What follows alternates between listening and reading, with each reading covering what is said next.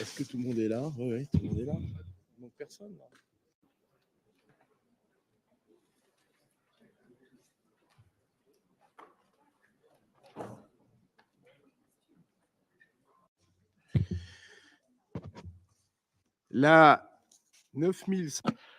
The 9,526th meeting of the Security Council is called to order.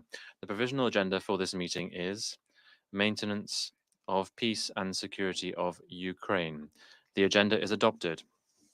In accordance with Rule 37 of the Council's Provisional Rules of Procedure, I invite the representatives of Estonia, Germany, Italy, Poland, and Ukraine to participate in this meeting. It is so decided. In accordance with Rule 39 of the Council's Provisional Rules of Procedure, I invite the following briefers to participate in this meeting. Ms. Rosemary DiCarlo, Under Secretary General for Political and Peacebuilding Affairs, and Ms. Edem Wazonu, Director of Operations and Advocacy, Office for the Coordination of Humanitarian Affairs. It is so decided. In accordance with Rule 39 of the Council's Provisional Rules of Procedure, I also invite Her Excellency Ms. Hedda Sampson, Deputy Head of the Delegation of the European Union to the United Nations, to participate in this meeting. It is so decided. The Security Council will now begin its consideration of item 2 of the agenda, and I give the floor to Ms. Rosemary DiCarlo. Thank you, Mr. President. The new year has brought no respite to Ukraine. On the contrary, in recent weeks, the country has been suffering some of the worst attacks since the beginning of the illegal war.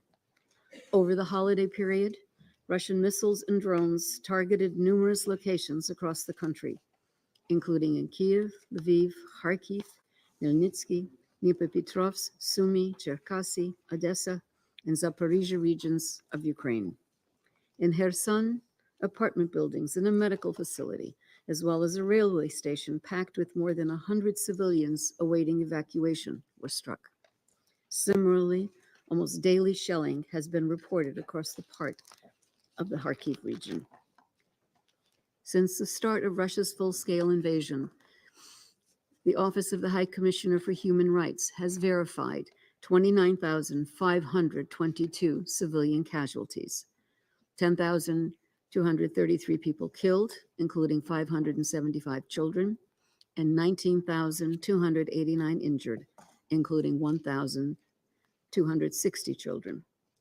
Just between 29 December and 2 January, OHCHR recorded 519 civilian casualties, 19 people killed, and 423 injured. On 29 December alone, 58 civilians were killed and 158 injured in countrywide Russian drone and missile strikes. This was the highest number of civilian casualties in a single day in all of 2023. Meanwhile, on 30 December, in the city of Belgorod, in the Russian Federation, at least 25 civilians were reportedly killed, and more than 100 others injured in strikes attributed to Ukraine. Cross-border attacks have reportedly continued in recent days, prompting some civilians to evacuate from Belgorod. On Saturday, 7 January, 11 civilians, including 5 children, were reportedly killed in a missile strike in the town of Pokrovsk in the Donetsk region of Ukraine. Ukrainian authorities attributed the attack to Russian armed forces. Civilians in frontline communities bear the heaviest burden of the missile, drone, and artillery barrages. 69% of all civilian casualties are recorded in Donetsk, Kharkiv, Kherson, and Zaporizhia regions of Ukraine. The impact of the war on children is particularly appalling. Since the start of the war, nearly 2/3 of Ukrainian children were forced to flee their homes, some of them alone, making them even more vulnerable. An estimated 1.5 million children are at risk of post-traumatic stress and other mental health conditions. Mr. President, in addition to killing, maiming, and displacing thousands of people, missile and drone strikes in densely populated urban areas are causing severe damage to civilian infrastructure. Recent Russian attacks damaged or destroyed at least 8 schools and 10 healthcare facilities, including a maternity hospital. In total, 7,000 schools remain inaccessible to children, restricting their right to education. My colleague from the Office for the Coordination of Humanitarian Affairs will provide further details on the humanitarian situation in the country, emphasizing the urgent need for UN response to hundreds of thousands of people left without electricity and water supply in frigid weather. We unequivocally condemn all attacks against civilians and civilian infrastructure wherever they occur and whoever carries them out. Such acts violate international humanitarian law and must cease immediately. Mr. President, even as the fighting rages, Ukrainians are working on rebuilding their lives and homes, investing in areas less exposed to direct hostilities. The UN, in coordination with government partners, continues to support local recovery efforts, including in the energy sector, striving for durable solutions. As the number of refugees from Ukraine reaches 6.3 million globally, with 5.9 million across Europe, the UNHCR surveys indicate that nearly 80% hope to return to Ukraine. However, security concerns and access to basic services, housing, and livelihoods remain paramount. Therefore, continued support for refugees and countries hosting them is crucial. Mr. President, amid the nearly unrelenting grim news from the war, one recent development stood out as positive. On 3 January, a long-awaited exchange of more than 200 prisoners of war on each side took place between Ukraine and the Russian Federation. This was the largest such exchange since February 2022. As the Secretary General noted, we commend the efforts of both parties and the third-party facilitation by the United Arab Emirates. While acknowledging this positive development, we remain gravely concerned about the situation of the remaining prisoners of war. All concerned parties must uphold international law, particularly international humanitarian law, in their treatment of prisoners of war. Accountability for all human rights violations remains paramount, requiring adherence to international standards and a survivor-centered approach. In areas of Ukraine under Russian control, impunity for serious human rights violations, including killings, disappearances, and torture, feeds a climate of fear. Also in occupied territory, Ukrainian nationals, including children, are under pressure to acquire Russian citizenship after a new law classified them as foreigners in their own country. Without a Russian passport, these Ukrainians face limits in accessing healthcare, social services, and employment. We also remain deeply concerned about the well-being of Ukrainian children taken to the Russian Federation, and we emphasize the urgent need for their immediate return to their families in Ukraine. Mr. President, the situation in and around the Zaporizhia nuclear power plant remains gravely worrying. Since August 2022, the plant has suffered 8 instances of complete loss of off-site power. A team from the International Atomic Energy Agency continues to monitor the situation at the plant. However, despite repeated requests to the Russian authorities, IAEA experts have not been granted access to all parts of the site. At the Rivne, Melnitsky, and South Ukraine nuclear power plants and the Chernobyl site, IAEA experts continue to report that nuclear safety and security is being maintained despite wide-ranging missile attacks nearby. Attacks between 29 December and 2 January of this year forced experts at the Melnitsky plant to take shelter 3 times. The denial of full access to IAEA experts and the danger caused by repeated attacks around nuclear sites are worrying and should concern us all. Mr. President, since the start of the full-scale invasion, this council has met more than 100 times in various formats to discuss the harrowing consequences of the war. We have heard numerous testimonies about the horrors endured by Ukrainian civilians. We have consistently voiced clear warnings about the risks of further escalation and spillover outside Ukraine's borders and beyond. And yet, here we are, on the brink of the 3rd year of the gravest armed conflict in Europe since the Second World War, with no end in sight. The toll of this senseless war in death, destruction, and destabilization is already catastrophic. It is terrifying to contemplate where it could lead us. It must stop. Our commitment remains steadfast to support all meaningful endeavors aimed at a just, sustainable, and comprehensive peace in line with the UN Charter, international law, and the resolutions of the General Assembly. Thank you, Mr. President. Je remercie. I thank Mr. Carlo for her briefing. I now give the floor to Ms. Edem Wazonu.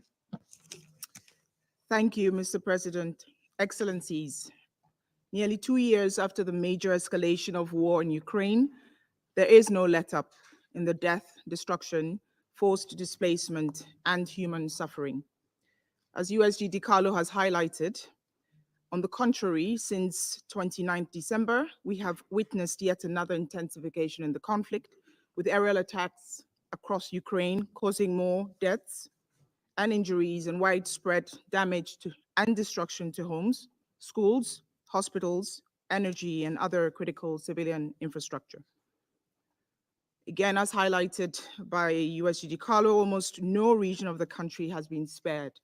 The attacks are taking a particularly heavy toll on civilians close to the front line in the Donetsk, Kharkiv, Kherson, and Zaporizhia regions, where needs are already dire. But communities in the west of Ukraine and in the capital, Kyiv, far from these front lines, have also been affected. Again, as highlighted, maybe a few numbers from our perspective as well. Record deaths of 125 civilians and injuries to over 550 others across Ukraine. USG DiCarlo has highlighted the confirmed numbers. Since February 2022, more than 10,200, including 575 children, have been killed, and those injured over 19,300. Among them are nearly a dozen civilians killed in a series of strikes on Pokrovsk district in Donetsk region, among them 5 children. In Kharkiv city, wave after wave of attacks have killed over a dozen civilians and damaged an oncology center, 3 hospitals, a school, and numerous houses. Damage to gas and heating supply facilities has led to power cuts and disruption to heating in parts of the country. Across the country, attacks and extreme weather have left millions of people in a record 1,000 villages and towns without electricity or water since the beginning of this week, as temperatures dropped to below -15 degrees Celsius. Amid this turmoil, the people of Ukraine have continued to demonstrate extraordinary resilience. The emergency services, volunteers, and family members work tirelessly to free people from under the rubble of damaged buildings or to recover the bodies of those killed so they can receive the dignity of a funeral and proper interment. The latest wave of attacks has further impacted aid operations and affected humanitarian workers. The number of humanitarian aid workers killed has more than tripled from 4 in 2022 to 15 in 2023. Another 35 were injured. The spike in attacks on aid storage facilities over the past 2 months has brought the number of incidents negatively impacting aid operations in 2023 to more than 50, the majority of them bombardments that have hit warehouses. In December alone, again, as highlighted before, 5 humanitarian warehouses were damaged and burned to the ground in Kherson region, destroying tons of much needed relief supplies, including food, shelter, materials, and medical supplies. As reported by Russian Federation authorities and discussed in this council on 30 December last year, recent attacks on Belgorod Oblast, not far from the Ukrainian border, caused the death of at least 25 civilians in Russia, including 5 children, and injuries to over 100. The attacks also reportedly resulted in damage to civilian infrastructure, including a university building. Mr. President, members of the Council, let me reiterate that international humanitarian law must be strictly respected at all times. International humanitarian law explicitly prohibits directing attacks against civilians and civilian objects, as well as indiscriminate attacks. This includes humanitarian personnel and assets. In addition, constant care must be taken throughout military operations to spare civilians and civilian objects. Mr. President, members of the Council, the scale of humanitarian needs in Ukraine remains vast, simply put. More than 14.6 million, about 40% of Ukraine's population requires some form of humanitarian assistance. 4 million people, including nearly 1 million children, are still displaced within the country. Over 6.3 million people continue to live as refugees in neighboring European countries and across the globe. Medical facilities have been hit relentlessly throughout the war. Since February 2022, 1,435 attacks on the health care system have been verified, including the killing of 112 health workers. At least 10 facilities have been damaged in the latest wave of aerial attacks. In the past 2 years, more than 3,000 education facilities have also been damaged or destroyed. Many remaining educational facilities being used to accommodate displaced people or as aid distribution centers. As a result, almost 1 million war-affected children have no safe and reliable access to continue their education. The time lost will jeopardize the future of an entire generation. The war has also exposed millions of Ukrainians to heightened risk of gender-based violence, trafficking, and exploitation. Few sections of society have been unaffected. We have received reports of men, women, children from 4 years old to 80 years old who have been subjected to conflict-related sexual violence. This leads me to a deeper point about this war.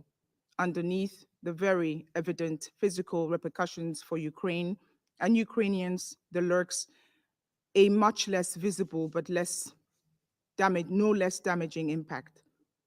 Signs of a deeply rooted psychological trauma that could affect millions of people for years to come. Mr. President, despite the challenges and risks on the ground, the humanitarian community, 60% of them being Ukrainian organizations, continue to exert every effort to provide life-saving and life-sustaining assistance across Ukraine. This humanitarian response is being delivered in close coordination with and to complement the efforts of the Ukrainian government. And much is owed to the brave work of volunteers, civil society organizations, and other groups who risk their own lives to bring assistance and hope to people affected in their time of need. In particular, I welcome the huge efforts of Ukrainian women-led organizations who are stepping up to provide specialized assistance to displaced women and children who have experienced gender-based violence. However, a lack of humanitarian access persists. In particular, our access to areas occupied by Russian Federation remains significantly impeded. This is hugely concerning for hundreds of thousands of people living in occupied areas to the front line, close to the front line, where needs are most urgent. Again, international humanitarian law clearly requires the facilitation of rapid and unimpeded passage of humanitarian relief for all civilians in need. Obstructions that leave the civilian population without the essential to survive run contrary to this obligation under international humanitarian law. Mr. President, members of the Council, in 2023, humanitarian organizations, despite all these challenges, reached nearly 11 million people across Ukraine with some form of humanitarian assistance. This was only possible due to the staunch support of donors. And here, I thank all the donors who have been generous in their support. By the end of 2023, more than 2.5 billion US dollars of the 3.9 billion requested under the humanitarian response plan had been received. But as this war continues unabated, driving high levels of humanitarian need, financial support must absolutely be sustained. This year's humanitarian needs and response plan for Ukraine, which will be launched in Geneva next week by the RCHC Denise Brown, is seeking $3.1 billion to assist urge all donors to once again step up to help the people of Ukraine. Mr. President, members of the Council, work also continues to address the wider global impacts of the war in Ukraine. Exports from Ukraine's Black Sea ports have continued to increase, despite Russian strikes on ports and related infrastructure and broader security concerns. On 27 December, a cargo ship traveling to the port of Ismail was damaged and grounded due to a reported sea mine explosion. This incident triggered an immediate spike in wheat futures, demonstrating the continued link between the safe navigation in the Black Sea and global food security. Ukrainian authorities have also reported continued drone and missile attacks on Odessa in recent weeks, resulting in civilian casualties, the destruction of homes, and further damage to port infrastructure. The Food and Agricultural Organization reports that global cereal prices rose by 1.5% in December, due in part to tensions in the Black Sea affecting wheat and maize exports. The Secretary General remains firmly committed to ensuring that food exports from the Russian Federation and Ukraine can traverse the Black Sea safely, predictably, and efficiently, and continues his engagement with the parties in a broad range of other stakeholders to this end. Mr. President, at the last Council meeting, where OCHA briefed on 6 December, we called for redoubled efforts to prevent a further deterioration of the humanitarian situation in Ukraine. We are deeply concerned that in the period since then, the war has instead intensified. Let me once again call for urgent attention to bring this war and the suffering of the people of Ukraine to an end. Thank you. Je remercie Madame. I thank Ms. Wazonu for her briefing. I now give the floor to those council members who wish to make statements. First of all, I give the floor to the representative of Ecuador. Thank you, President. I would like to thank Ms. USG DiCarlo and Ms. Wasono, the Director of Operations of OCHA, for their briefings. It will soon be 2 years since the beginning of the military aggression against Ukraine, and with it, we see deaths, misery, and despair. The severe negative impact on civilians, basic infrastructure, and the increasing needs in terms of humanitarian assistance must end. Ecuador condemns the recent wide-scale attacks with missiles and drones in various Ukrainian localities and residential areas and densely populated areas, including inter alia Kiev, Odessa, Kharkov, Zaporizhia, Leopolis, and Dnipro. According to OCHA, these attacks since the 29th of December have claimed the lives of some 100 civilians, including women and children, and more than 400 people have been injured. These figures may increase as the rescue operations continue. The attacks have also left hundreds of thousands of people without electricity and water, at a time when the weather forecasts indicate that the temperatures could plummet to some -20 centigrade in the next few days. In addition, in line with the monitoring system of the World Health Organization, we have learned that at least 10 medical facilities have been damaged throughout Ukraine. Nothing in this conflict or in any other conflict justifies attacks on hospitals, schools, residential buildings, and basic infrastructure.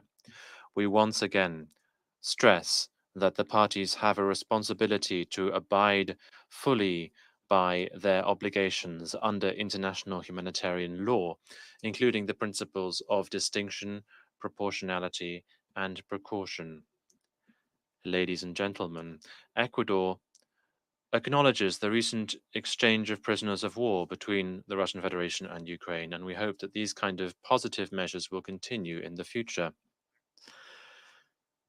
Nevertheless, we are particularly concerned by the plight of boys and girls, both those who have fled the war and those who have been displaced, those who are refugees and those who are living through the violence on a day-to-day basis with a lack of access to health and education. We're also particularly attentive to the situation of minors who have been transferred, and we call for their rights to be protected and for their return to be facilitated. Ecuador would like once again to place on record its acknowledgement for the work of humanitarian actors and their efforts to mitigate the impact of the war on civilians, particularly those who have been working tirelessly to rescue people from under the rubble this winter. We stress that parties have an obligation to respect and protect humanitarian personnel.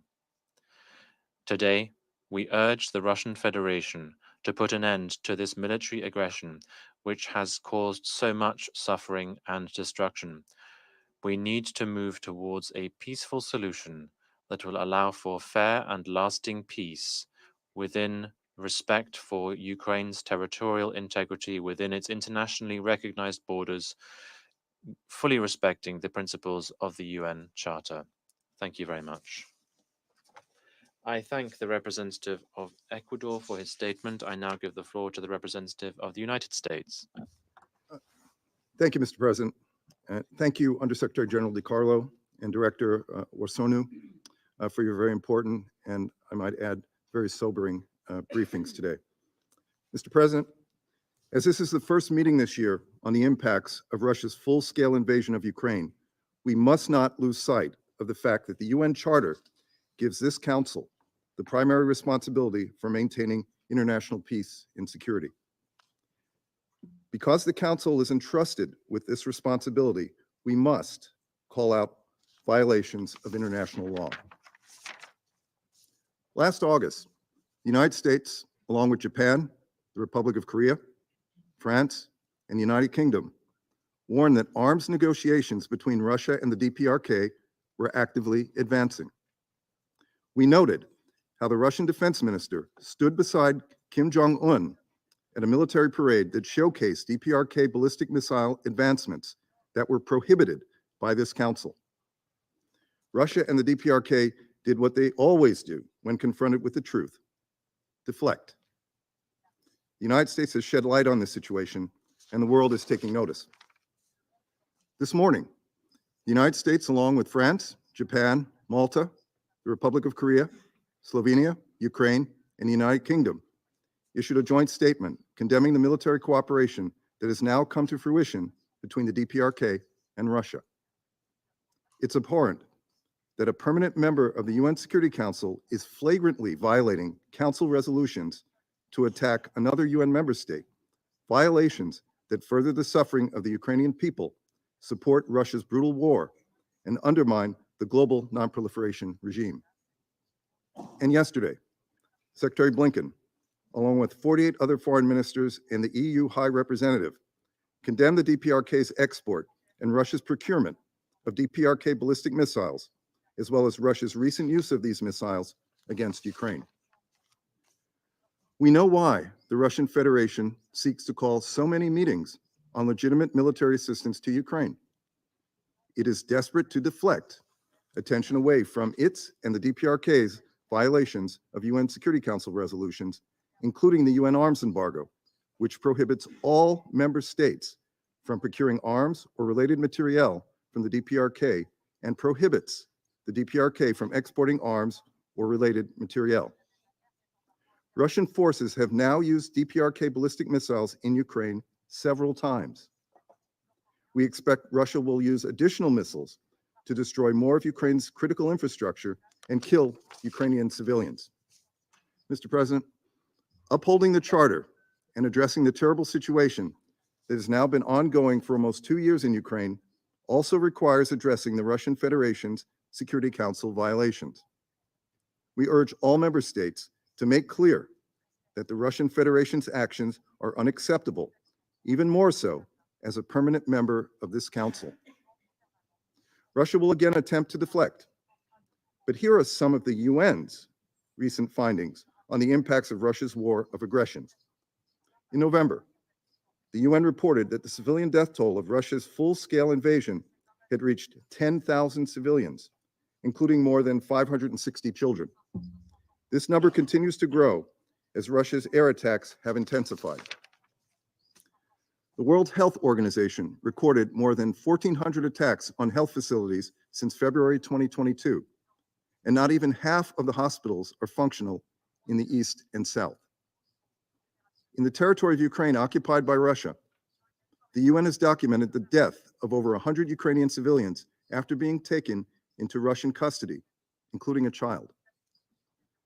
The Food and Agricultural Organization noted the war's significant economic repercussions in terms of global food, agricultural inputs, and energy prices. Russia's war has led to the destruction of agricultural production, corrupted natural resources, and disrupted the export of grain to countries facing food insecurity. Mr. President, after nearly 2 years, we have seen the massive destruction the Russian Federation has wrought upon Ukraine's cities and people. However, the full-scale and long-term impacts of Russia's war remain unknown. What we do know is that Russia alone has the ability to end this war today. Russia must end this brutal war against Ukraine and withdraw its troops from Ukraine's internationally recognized borders. If Russia had any interest in demonstrating to this council and to the world a commitment to maintaining international peace and security, it should start by ceasing its violations of the Charter and relevant Security Council resolutions. Thank you, Mr. President. Je remercie le I thank the representative of the United States of America for that statement. I give the floor to the representative of Slovenia. Mr. President, I would also like to thank Ecuador for calling for this meeting and you, the President, for arranging for it. I want to thank the briefers and the Secretary, Rosemary De Carlo, and Adam Osorno from OCHA for their contribution and for briefing this morning. Mr. President, let me make 3 points on behalf of my delegation. One, on the disheartening lack of progress in our discussions on the war in Ukraine and regarding the way forward. We have been following the Security Council discussions with great diligence in the past, and more than 100 times, as Ms. Rosemary De Carlo just reminded us. And we could not help but notice a somewhat repetitive nature of discussions in this chamber. Why? Because nothing has changed. The Russian aggression against Ukraine, which Slovenia condemns in the strongest possible terms, continues to blatantly violate the UN Charter, humanitarian international law, and international human rights and humanitarian law. The situation on the ground is not stabilizing. On the contrary, the death toll is rising with alarming rate, and civilians continue to be targeted, as we heard from both briefers. In the last weeks, the festive period brought destruction and death, not peace. More than 11,000 missiles and drones have been launched against Ukraine since the beginning of the war. 11,000 missiles and drones. We are deeply concerned about Russia's use of the DPRK ballistic missiles in Ukraine. The very transfer of ballistic missiles constitutes a serious violation of numerous Security Council resolutions, let alone their use. Mr. President, As long as the principles of the UN Charter and international law are being trampled, as long as civilians are suffering, there should be no room for fatigue. We should call out the aggression for what it is again and again. The Council needs to break its silence and speak in defense of the UN Charter and peace.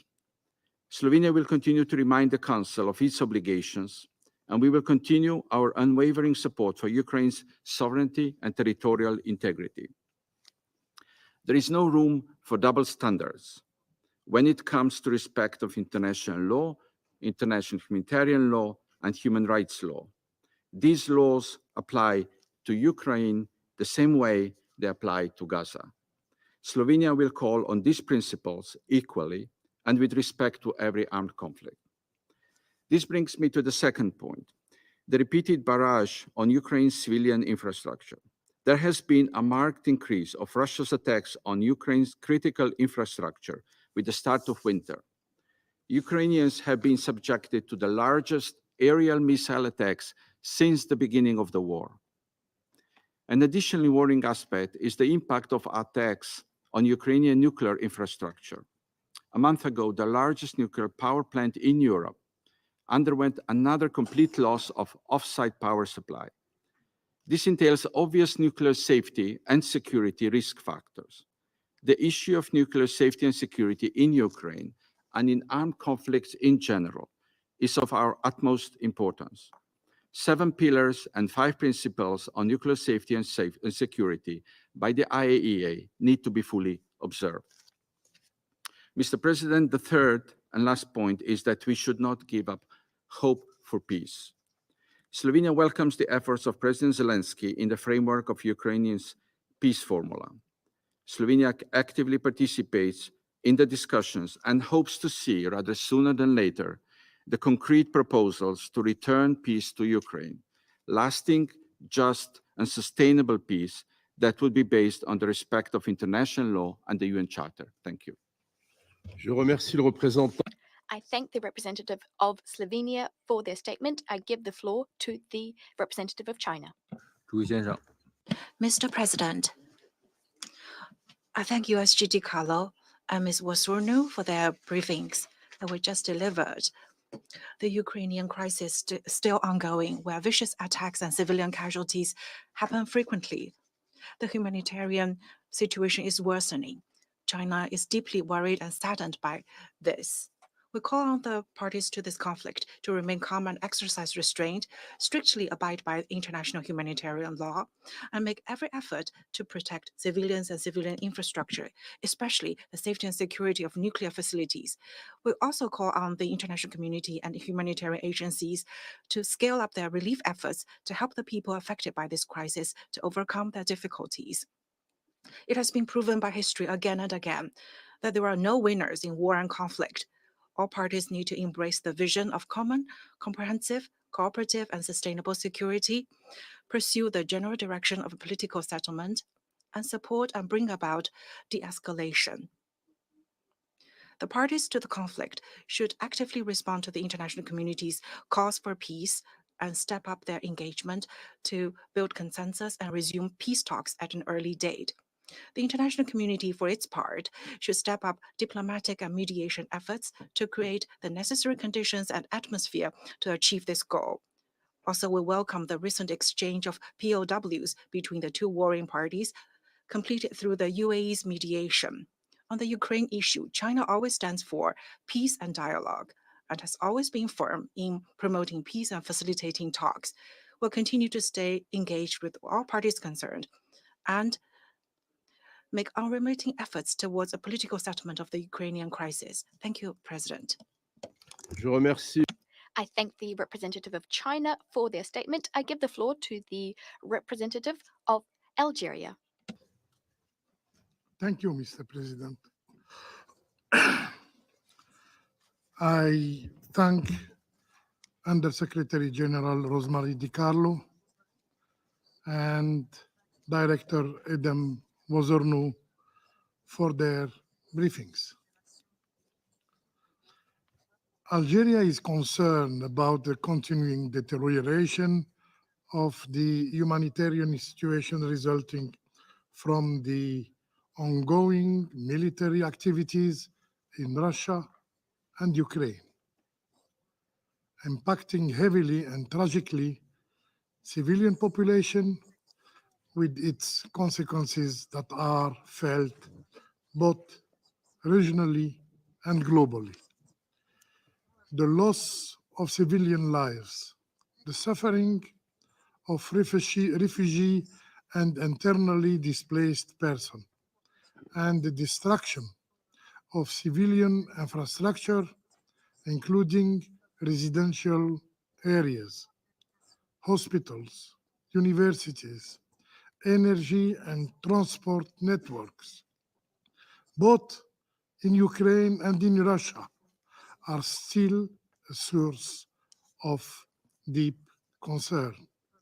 At the same time, the situation on the ground remains also an issue of great concern, as attacks keep occurring both in Ukraine and Russia, and tension did unfortunately not decrease. Against the backdrop, Algeria is convinced of the urgency of addressing the following element. First, it is of utmost importance to intensify diplomatic effort to put an end to the humanitarian crisis in Ukraine without discrimination in treating human suffering. It is also imperative that all parties de-escalate hostilities, prioritize civilian protection, and fully comply with the UN Charter and international law, including international humanitarian law. Second, it is also urgent and critical to abandon the logic of confrontation and to exercise restraint while creating the condition for inclusive and constructive dialogue and negotiation, guided by the principle of peaceful settlement of disputes. It is in this context that Algeria engaged in good faith an effort of good offices within the framework of the Arab Contact Group, which met at the early stage of the conflict. The two parties calling for the international community to refrain from any action likely to hinder the negotiations and prolong the crisis.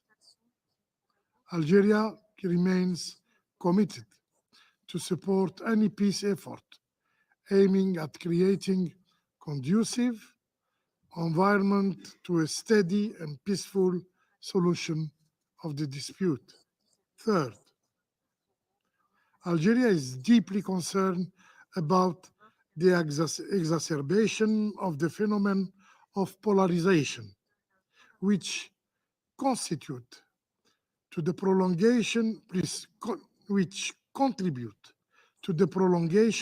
of the crisis and the risk of escalation, which with its repercussion on international peace and security, as well as economic and social consequences, including in terms of food and energy security.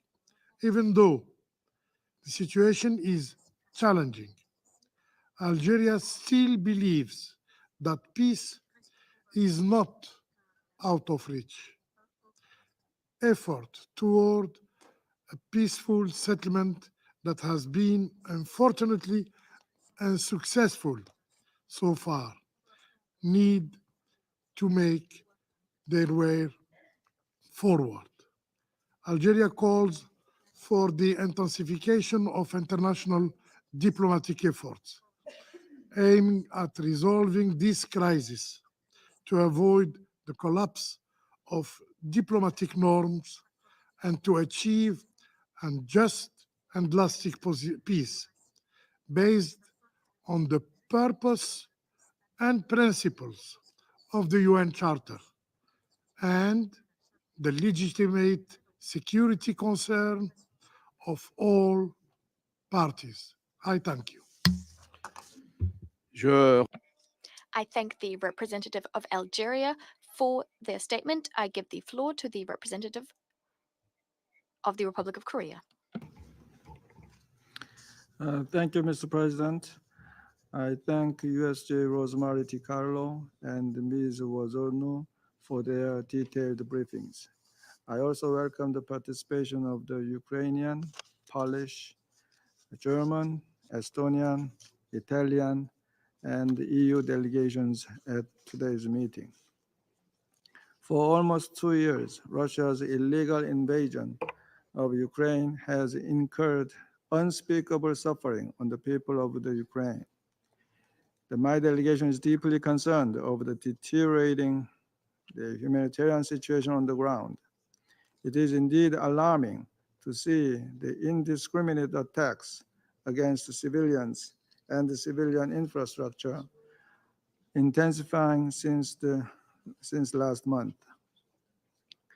Those brutal attacks have targeted residential buildings, hospitals, schools, kindergartens, and shopping malls. According to the UN, nearly 100 civilians were killed and more than 400 injured due to airstrikes since December 29th. These strikes have left hundreds of thousands of people without electricity and water, exacerbating the already harsh living conditions for Ukrainians during this cold winter season. Furthermore, a cyber attack took place on Ukraine's largest mobile network operator, impeding the access of millions of Ukrainian people to vital communications services last month, according to the recent UN OCHA report. Such actions are prohibited according to international humanitarian law, and my delegation emphasizes that there can be no impunity for the perpetrators of the most serious crimes under international law. My delegation, Mr. President, besides waging an illegal war of aggression and violating international humanitarian law, the Russian Federation is also relying on weapons illegally provided by the DPRK. As my delegation has repeatedly pointed out, any arms procurement from the DPRK are violations of multiple Security Council resolutions that Russia itself voted in favor of. Short-range ballistic missiles supplied by the DPRK hit Ukraine on December 30th, January 2nd, and January 6th. We strongly condemn the DPRK's export of ballistic missiles and launchers, as well as Russia's use of them against Ukraine. By exporting missiles to Russia, the DPRK used Ukraine as a test site of its nuclear-capable missiles in wanton disregard of Ukraine's territorial integrity and the safety of the Ukrainian people. The introduction of North Korean missiles into the war in Ukraine has a significant implication on global nuclear non-proliferation. Some experts assess that the missiles fired into Ukraine are KN-23, which the DPRK claims can deliver nuclear warheads. For the ROK, this comes as a clear and present demonstration of the existential threat. One of the missiles flew 460 kilometers, exactly the same distance between Wonsan, a typical DPRK missile launch site, and Busan, the largest port city of the ROK. From the ROK standpoint, it amounts to a simulated attack. And as these launches provide valuable technical and military insights to the DPRK, it can be further encouraged to export ballistic missiles to other countries and rake in new revenue to further finance its illegal nuclear and ballistic missile programs. The DPRK missiles used in Ukraine are posing new challenges that require our joint response. My delegation calls on all Council members to make an extraordinary effort to curb the DPRK's provocations and its nuclear programs. The Security Council's inaction to date has only emboldened the Pyongyang regime, and continued inaction would further embolden it. As such, we need to rein in the unbridled offender before it is too late. The only thing necessary for the bad to triumph is for the good to do nothing. At the same time, all member states must fully implement relevant Security Council resolutions. In particular, we urge Russia to stop its military cooperation with the DPRK. Mr. President, turning again to Ukraine, my delegation once again urges the Russian Federation, as a permanent member of the UN Security Council, entrusted as one of the exclusive ultimate guardians of world peace, to immediately withdraw its military forces from the territory of Ukraine and end the untold humanitarian suffering that this illegal war has caused. Currently, approximately 17.6 million Ukrainian people are in need of humanitarian assistance, with those near the front lines exposed to an even more dire situation, including acute food shortages. The war has created millions of internally displaced people and refugees around the globe. The deteriorating humanitarian situation and mass displacement increased risks of sexual violence and trafficking, especially for women and girls. In concluding, my delegation expresses our solidarity with Ukraine in fighting for its sovereignty, political independence, and territorial integrity. In this connection, we will maintain our support for Ukraine in the areas of security, humanitarian affairs, and reconstruction, as President Yoon Suk-yeol announced during his visit to Ukraine in July. I thank you, Mr. President. Je remercie. I thank the representative of the Republic of Korea for their statement. I give the floor to the representative of the United Kingdom. Thank you, President. And I thank Undersecretary General De Carlo and Director Wasornu for their briefings today.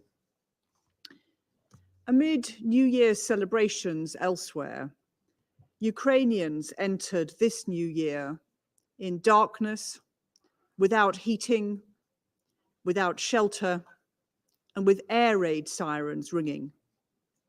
90 drones were fired at Odessa, Lviv, and other cities on New Year's Eve. Another massive assault took place on Monday, as temperatures across Ukraine dropped as low as -20. Over 1,000 towns and villages in 9 regions were left without power. Responders are rapidly making repairs, and I do not doubt the resilience and the determination of Ukrainians to defend their freedom and their territory. But these attacks on civilians and civilian infrastructure must stop. In addition, Russia's use of ballistic missiles from the DPRK is a sign of recklessness and desperation. It violates multiple resolutions. All UN members have an obligation to implement UN resolutions. So I call on Russia, a P5 country, to halt its trading in arms with the DPRK and to implement all UNSC resolutions in full, and to restate its commitment to the global non-proliferation regime. I also call on Iran, the DPRK, and any third party that is providing material support to the Russian war machine to stop immediately. Ending Russia's access to foreign weapons will help end this war. Now, more specifically, President, near the front lines in Ukraine, the situation is even worse. The UN's Humanitarian Need and Response Plan for 2024 refers to entire communities pummeled daily, regions where no hospital or clinic has been left untouched by war. People have been without water and gas in their homes for over a year now. As we heard from OCHA, over 14.6 million people, about 40% of the Ukrainian population living in Ukraine, will need humanitarian assistance in 2024. The UK has committed £347 million in humanitarian assistance to Ukraine and the region since 2022, and our support will continue. But as I heard during my visit to Kyiv, Russia continues to impede humanitarian access for millions of people living in the temporarily controlled territories. Civilians are struggling to access water, food, shelter, and other essential services. And the situation is expected to get worse as the cold weather intensifies. So Russia must, as this council has said repeatedly, allow humanitarian organizations safe and unimpeded access to these areas immediately. Mr. President, New Year is a time for resolutions. We suggest Russia make 3: to abide by the UN Charter and Council resolutions, to stop its attacks on civilians and civilian infrastructure, and to withdraw its military from Ukrainian soil. Thank you, President. Je remercie. I thank the representative of the United Kingdom for her statement. I now give the floor to the representative of Mozambique. Thank you, Mr. President. Mr. President, I thank Ms. Rosemary DiCarlo, and the Secretary General, and Ms. Adam Wuzorn, Director of Operation and Advocacy of the Office of the Coordination for the Coordination of Humanitarian Affairs and Emergency Relief Coordinator, for their insights shared with us today. Mr. President, the conflict in Ukraine is still having a serious negative impact on people's lives, destroying vital civilian infrastructure and means of subsistence, forcing civilians to flee their frontline village and increasing the need for humanitarian aid. It remains a major source of volatility in an already fragile world. Mr. President, it is said that conflict continues to be a major factor in the worldwide humanitarian crisis. The circumstances in Ukraine are a part of this alarming and catastrophic pattern. Therefore, we must safeguard citizens as well as the infrastructure necessary for their survival. Humanitarian assistance and protection, alongside the protection of civilians, are interlinked, complementary, and mutually reinforcing notions in the context of any conflict. We would like to remind all parties of their respective obligation to uphold, safeguard, protect, and provide for the fundamental needs of civilians' populations, as well as to strictly adhere to the relevant international humanitarian law. The protection of civilians is the cornerstone of international humanitarian law. Therefore, the principle of distinction, precaution, and proportionality must be scrupulously observed by all parties. Mr. President, while underscoring the importance of humanitarian assistance and protection to alleviate human suffering, we hold the view that it cannot be seen as a solution in itself. In our humble perspective, resolving the conflict is the most viable approach to deal with this humanitarian issue. In light of this, Mozambique encouraged the use of diplomacy and political negotiation to end the conflict as a first step towards a stable, long-lasting peace. For that desirable purpose, and as we have repeatedly advocated in this chamber, we call upon the parties for the cessation of hostilities and the resumption of direct negotiation to resolve the underlying issues. I thank you, Mr. President. Je remercie le I thank the representative of Mozambique for his statement. I now give the floor to the representative of Switzerland. Thank you, President. First of all, I would like to thank USG De Carlo and OCHA Advocacy Director Edem Wozornu for their briefings, even though they were rather gloomy. I also welcome the participation of the representative of Ukraine, as well as the representatives of other delegations.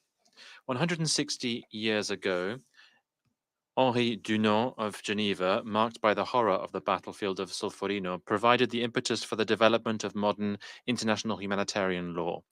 75 years ago, the international community, scarred by the horrors of the Second World War, adopted the 4 Geneva Conventions, reinforcing the protection of civilians.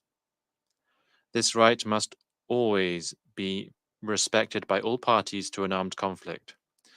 Yet, just 2 weeks ago, Russia launched one of the heaviest waves of missile and drone attacks on populated areas since the beginning of the military aggression.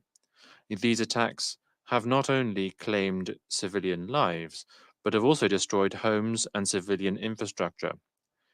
Added to this are the enormous humanitarian needs and freezing temperatures.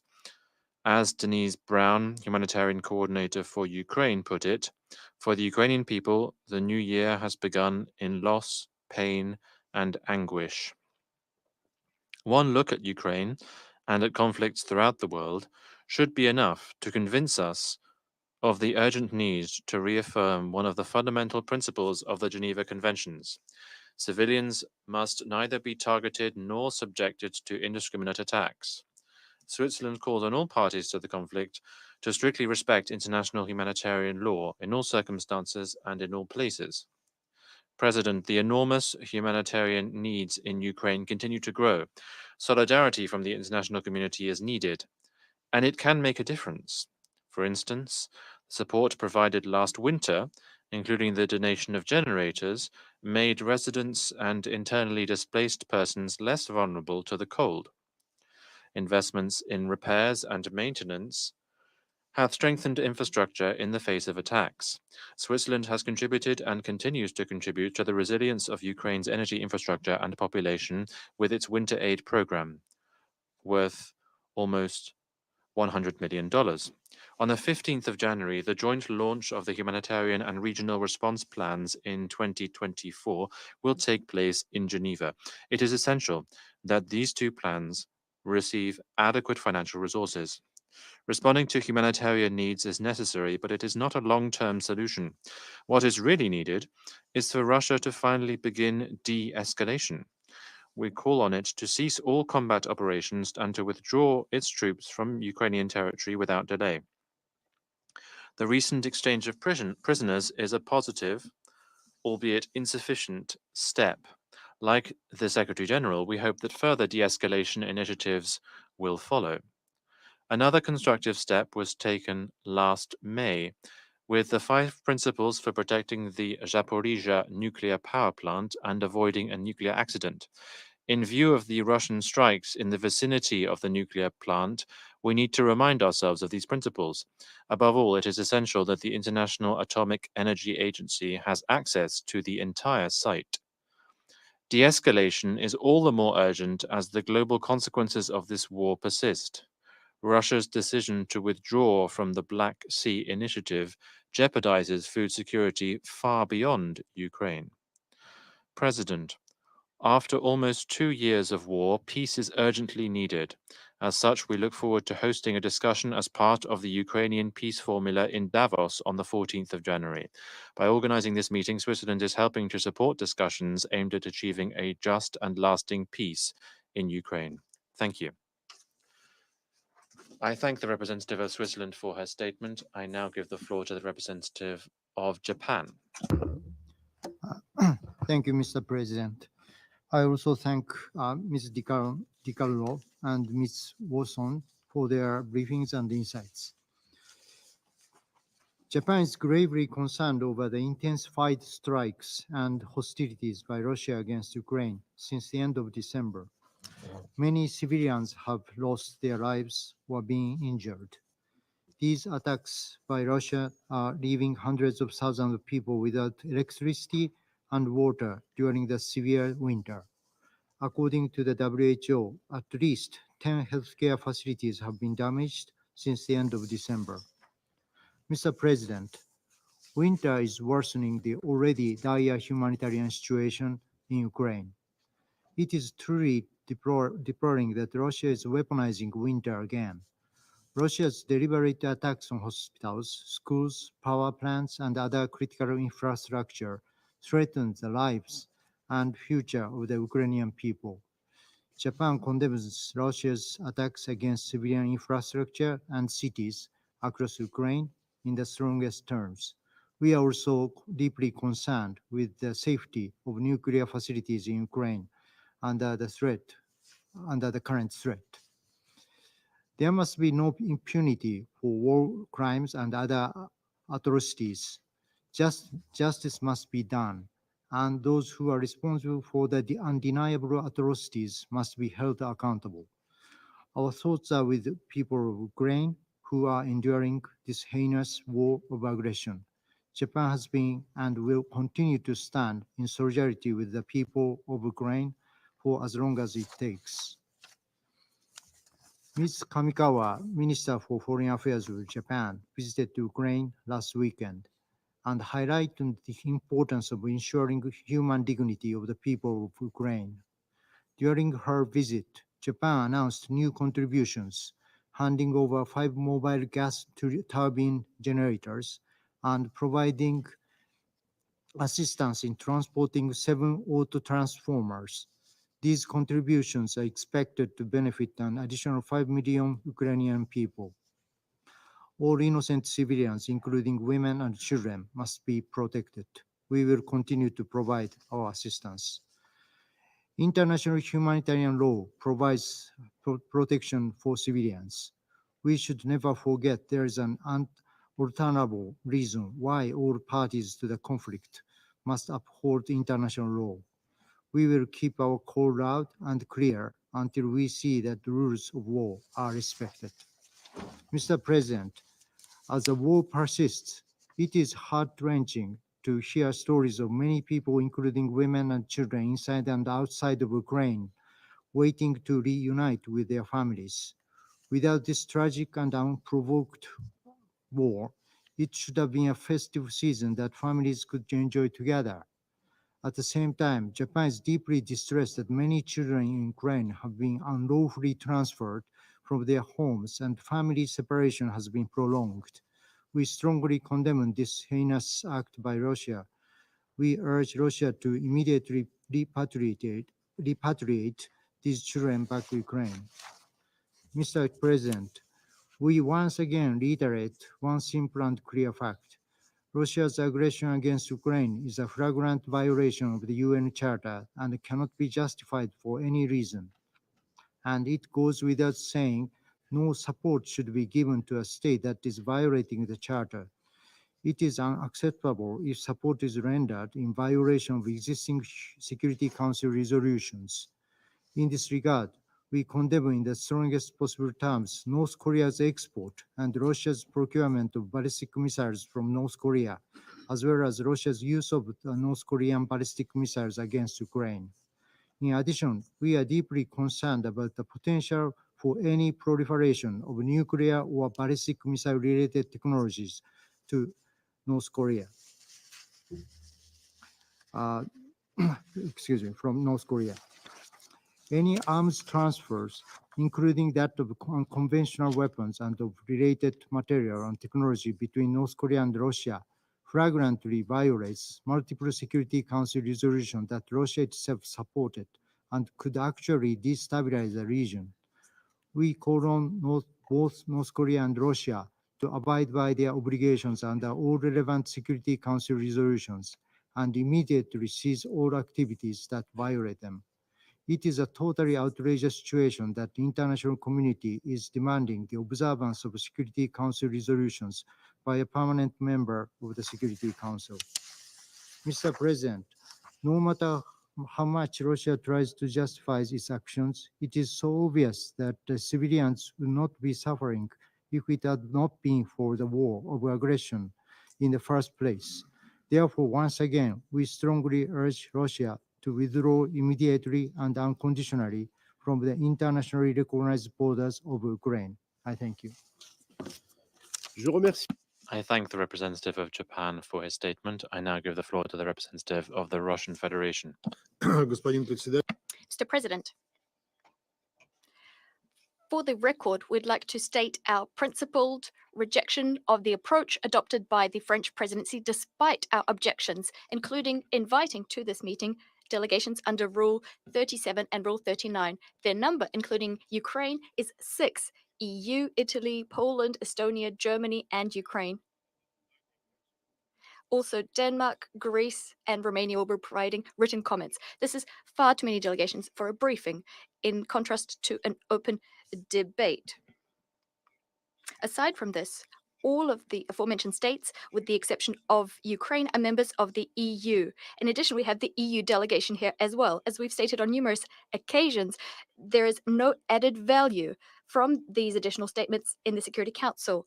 These are carbon copies of the same assertions adopted by the EU and NATO. The only aim of these delegations in the Council is to rattle off these statements for domestic consumption for the cameras, and we believe this undermines the credibility of the Security Council. We regret the fact that the French presidency is doing this, although it claims to painstakingly observe the rules of procedure of the Security Council. President, it's an open secret that today's meeting was convened by Western colleagues as a box-ticking exercise so that they cynically can execute their monthly Security Council plan on Ukraine so that they can yet again rattle off those same anti-Russian propaganda assertions, at the same time proclaiming their commitment to international humanitarian law, theatrically lamenting loss of civilian lives. And yet not all ordinary civilians are granted this kind of compassion, even of the hypocritical kind.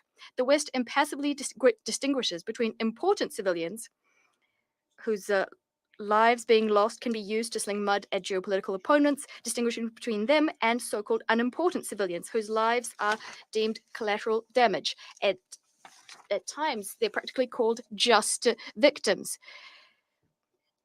This is a staggeringly cynical approach. At its core, it's purely colonial. And we've seen it many times in Africa, in the Middle East, in Eastern Europe, peace-loving Gazans, Syrians, Libyans, Iraqis, Afghanis, not to mention Russian and Ukrainians, are nothing more than faceless statistics in a tally of lives lost. On the 30th of December, the regime in Kiev, egged on by British and American consultants, shelled using cluster munitions and multiple rocket launches residential neighborhoods in the Russian city of Belgorod. The main strike hit a Christmas market where there were children and their parents present. As a result, 25 people perished, including 5 children. Over 100 were injured. There were no military objects nearby. That's what Kiev was aiming for. This was a planned war crime meant to strike horror into the hearts of Russians. And yet we didn't hear any words of condolence from our Western colleagues, not one. On the contrary, some of them justified this attack. This is what the Minister of Foreign Affairs of France did. France holds the presidency in the Security Council. They said that Kiev's terrorist attack on Belgorod is an exercise of Ukraine's right to self-defense under Chapter 7 of the UN Charter. It's regrettable that French diplomacy, much like Anglo-Saxon diplomacy, has sunk so low. Do you understand that this means that you bear responsibility for these war crimes? Targeted attacks on residential neighborhoods of the Russian cities of Donetsk, Belgorod, and Kursk are ongoing. What did Russia say in response? The president of the Russian Federation, President Putin, stated that Russia will not strike areas where mothers stroll with prams. He said that Russia will use high-precision weapons to target areas where decisions are taken, where there's a concentration of servicemen, of mercenaries, and other similar centers on military sites, end of quote. Russia is striking and will continue striking Ukrainian military targets and civilian and military infrastructure, which underpin Kiev's military capacity. What's very telling is Czechia's behavior. It sought to dodge responsibility for its participation in the Belgrade strike through ammunition supplies, too scared to show up to the meeting of the Security Council on the 30th of December. This is not surprising. After all, it's much harder to stand up responsibly for deaths of civilians before the international community than hiding behind other NATO members. International organizations are behaving no better than civilized democracies. They're shamefully silent, these international organizations, when we're talking about the need to condemn Kiev's flagrant crimes. We haven't heard any clear responses, save for some general remarks in response to the Belgrade terrorist attacks from the Secretariat, given that it's biased. Against this backdrop, what looks particularly cynical and hypocritical is Kiev's so-called peace formula and another meeting that's going to be held in Davos. We'd like to underscore that this pseudo-peacekeeping initiative amounts to setting Russia an ultimatum. And any discussion of the conflict without our participation is bound to fail. We know this. On our part, we're always ready to partake in negotiations, but we cannot accept the language of ultimatums. We demand that the UN Secretariat should recall that it must act in keeping with Article 100 of the UN Charter. Mr. President, Ukraine's counteroffensive has failed. This has been recognized by the ruling elites in Ukraine and by the Western political establishment. Ukrainian servicemen left on the front lines have stated this clearly. They've stated in interviews that Ukrainian politicians are trying to demonstrate to the West some progress, any progress at all. And to do this, they're throwing ordinary soldiers to the wolves like hunks of meat, and they're bearing heavy losses. The monstrous cynicism of the backers of the Kiev regime can be seen in the fact that in order to meet their cherished goal, that is ensuring Russia's strategic defeat, to achieve this, they're prepared to justify any crimes and annihilate countless numbers of Ukrainian soldiers. This is deplorable. They don't care about civilian losses either. In the last days, the head of European diplomacy, Joseph Borrell, and the Polish Minister of Foreign Affairs said it's necessary to broaden military assistance to Kiev and supply long-range missiles. The US administration is fighting to continue providing military assistance to Kiev. They're battling it out with the Congress and with their own people, ordinary Americans. Yet it's been cynically stated that the Ukrainian armed forces are choosing their own targets. Americans and Europeans should know that these weapons are being used to hit Christmas markets, residential buildings, women, the elderly, and children. Today, Western members of the Security Council repeated the fact that the Russian military is using missiles from the DPRK in its special military operation in Ukraine. This information came from the US. John Kirby, an official representative of the White House, stated this a few days ago. And in fact, a representative of the Ukrainian armed forces, the Air Force specifically, said that Kiev did not have any evidence of this fact. So the US seems to be spreading information that is wrong without going through the trouble of checking this beforehand. Mr. President, turning now to the humanitarian situation. We cannot but mention the efforts France and Ecuador have undertaken to remain in the formal role of pen holders on Ukrainian humanitarian issues in the Security Council. There's reason to believe that against the backdrop of an escalation of the Israeli-Palestinian conflict, where attempts are being made to wipe the entire population of the Gaza Strip off the face of the earth, with the US providing cover, against this backdrop, there's reason to believe that today's meeting should lend moral succor to the regime in Kiev, as Kiev's growing problems on the front line are steadily fading into the background. We yet again heard mantras from Western delegations about the grave humanitarian situation in Ukraine, about problems with power as temperatures drop. And indeed, Ukraine has fallen on hard times, and we generally feel for our brother people, the Ukrainians, who are having to suffer many deprivations. These deprivations are due to the actions of their sellout leadership, which is prepared to sacrifice Ukraine's national interests and the lives of ordinary Ukrainians in order to follow directives from their Western sponsors. The West's support is the only reason the junta in Kiev remains in power. And the junta fell for generous but empty promises given by their transatlantic friends. As a result, the junta has led Ukraine into economic and political collapse, turning it into a failed state, the political system of which increasingly bears clear hallmarks of totalitarianism.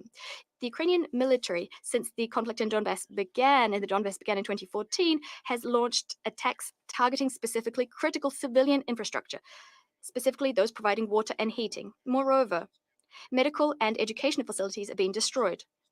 Over the course of 8 years in the Donbass republics, at least 50,000 civilian infrastructural sites have been destroyed or damaged. Since 2022, over 16,000 residential buildings and almost 3,500 civilian infrastructure objects, including 700 educational and over 180 medical facilities, 1,000 electrical, water, heat, and gas supply facilities have been damaged or destroyed. But these figures never make it into UN reports because the UN Secretariat is biased. Today, we heard a lot said about solidarity with Ukraine, which Western sponsors are supposedly prepared to continue supporting. And yet it would appear that ongoing support long ago became a way of subjugating the Ukrainian economy and, as a consequence, Ukraine's population. Ukraine's external debt grew to $132 billion in 2022. That's 89% of its GDP. Staggering amounts being given to Ukraine by the IMF, the EU, and Washington are pushing the country into a debt trap for decades to come. There is a company who wants to turn a profit in Ukraine, the US financial company BlackRock. And in fact, Kiev signed an agreement with BlackRock, launching a Ukrainian development fund.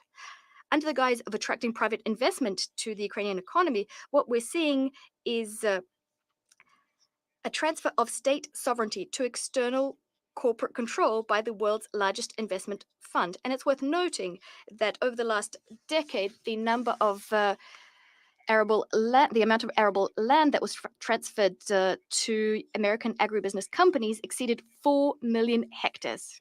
We hope that Ukrainians have at last understood that over the last 2 years, they've been but a pawn in the confrontation between the West and Russia. Thank you. I thank the representative of the Russian Federation for his statement. I now give the floor to the representative of Sierra Leone. Mr. President, I thank you for convening this meeting. Let me also thank Undersecretary General Rosemary DiCarlo and Director Eden Wosono for the important briefings, which are most useful. Mr. President, Sierra Leone first expressed its principled view on the conflict in Ukraine in the explanation of position after the vote on agenda item A/ES 11.2 during the 11th Emergency Special Session of the General Assembly convened under the Uniting for Peace Resolution on 28 February 2022. Sierra Leone expressed grave concern about the regrettable serious situation created in Ukraine, with ramifications for international peace and security. Sierra Leone voted and acted based on our fundamental belief in the sanctity of the United Nations Charter, its principles, and the purposes of the organization. We underscored that our action was not an endorsement of a selective application of our fundamental belief in the principles of sovereign equality of all UN member states, territorial integrity, or political independence of member states, non-interference, and the peaceful settlement of dispute. It was not meant to absolve the actions and inactions of the United Nations, particularly in addressing peace and security questions in Africa. We expressed the firm belief that there must be consistency in the application of the UN Charter in pursuit of its purposes and resorting to the threat or use of force against the territorial integrity of any member state inconsistent with the Charter cannot be accepted. Sierra Leone accordingly called for the full respect of the national sovereignty and territorial integrity of Ukraine within its internationally recognized borders. We also call for the immediate cessation of the hostilities and urge for good faith diplomatic effort to resolve the conflict. Mr. President, it has been 23 months since the start of the conflict, which has witnessed massive civilian casualties, the displacement of millions of civilians, vulnerable groups, including children. The Security Council has been unable to act on this conflict because of the use of the veto, a scenario which implicates Article 27, paragraph 3 of the United Nations Charter, in our view. It also validates the prevalent view on the use of the veto to further interest instead of the collective responsibility to maintain international peace and security. Sierra Leone has been consistent in expressing commitment to the Charter of the United Nations and respect for its principles and international law, including the principles of sovereign equality of all UN member states, territorial integrity or political independence of member states, non-interference, and the peaceful settlement of dispute. It is against this background that we express serious concerns about the deteriorating security situation in Ukraine, which is a threat to life, peace, stability, and prosperity of not only the Ukrainians, but now Russian people who are directly affected, but also the entire region. We're also seriously concerned about the humanitarian crisis, which continues to inflict widespread devastation and hardship on particularly the Ukrainian population. As we have heard from OCHA, and as I've stated in this room, over 14.6 million people, about 40% of the Ukrainian population living in Ukraine, will need humanitarian assistance in 2024. Mr. President, Sierra Leone is further deeply concerned that in absence of due compliance with international humanitarian law, the prevailing concerning humanitarian situation could further deteriorate if attacks on energy and other critical infrastructure increase during the winter. The prolonged effects of the war will continue to exacerbate the already dire and fragile humanitarian conditions of vulnerable people who will require sustained support to ensure they can meet their vital needs. Women and children, as it is with most conflict, continue to be affected due to loss of income, family separation, and disruption in the provision of essential services, including education. In light of the above, Sierra Leone calls on the parties to the conflict to firstly, avoid the use of air missiles and drones targeting civilians and civilian objects, especially objects that supply essential services like hospital, water, and electricity. They must ensure that civilians, including women and children, and civilian objects are protected from harm and grave violations, which is a fundamental principle under international law, in particular, international humanitarian law. Secondly, we call for sustained efforts of regional and international partners to scale up critical aid needed to cover the basic needs of the affected population across Ukraine. Thirdly, we would like to emphasize that conflict only breeds destruction, suffering, and the loss of lives. To minimize this, we urge all parties to the conflict to resolve this matter through a political and diplomatic engagement that will lead to durable peace in the region. Finally, and now in the Security Council, Sierra Leone reiterates its call for full respect of the national sovereignty and territorial integrity of Ukraine within its internationally recognized borders, and for the immediate cessation of the conflicts and hostilities. We urge for good faith diplomatic efforts to resolve the conflict, which includes giving consideration to the legitimate concerns of all involved parties. Let me conclude by emphasizing the importance of addressing the urgent humanitarian crisis, defending the principles of the Charter of the United Nations, and emphasizing the importance of equality, equity, and consistency in the application of international law. I thank you. Je remercie. I thank the representative of Sierra Leone for their statement. I give the floor to the representative of Malta. Mr. President, I also thank USG De Carlo and Ms. Wazornu for their sobering and informative briefings. The Russian Federation has ended last year and started the new one by shooting over 100 missiles and drones at densely populated areas in Kiev and other major cities across Ukraine. It has killed civilians and destroyed civilian infrastructure, including residential buildings, schools, medical facilities, and life-supporting infrastructure. Over 440 towns and villages were left without electricity and water supplies. Such attacks have not only brought loss, pain, and anguish for thousands of Ukrainians during one of the coldest months of winter, but they also constitute violations of international law. Since the massive wave of attacks by Russia against Ukraine since December, the United Nations Human Rights Monitoring Mission in Ukraine has recorded 90 civilian deaths, including 2 children. Over 421 civilians have been injured. These heinous attacks were conducted in part using ballistic missiles and launchers procured from the Democratic Republic of Korea. We condemn these violations in the strongest terms and call for parties to fully abide with all Security Council resolutions. We once again call on Russia to abide by international humanitarian law and refrain from using weapons with wide area impact. We reiterate our resolute condemnation of Russia's war of aggression against Ukraine, which constitutes a manifest violation of the UN Charter. We also reaffirm our long-standing and unwavering support for Ukraine's independence, sovereignty, and territorial integrity within its internationally recognized borders. President, the humanitarian situation in Ukraine continues to drastically deteriorate. The costs already paid by the Ukrainian people, as we have stated in this council before, is unbearable. According to OHCHR, since the start of Russia's aggression, there have been more than 29,000 civilian casualties. Russia's ongoing campaign of systematic airstrikes against civilians and critical infrastructure in Ukraine must stop at once. These relentless and inhumane attacks only aim to increase human suffering and deprive Ukrainians of electricity, heating, food, medical care, and jeopardizing food security all over the globe. We stress once again the importance of security and stability in the Black Sea.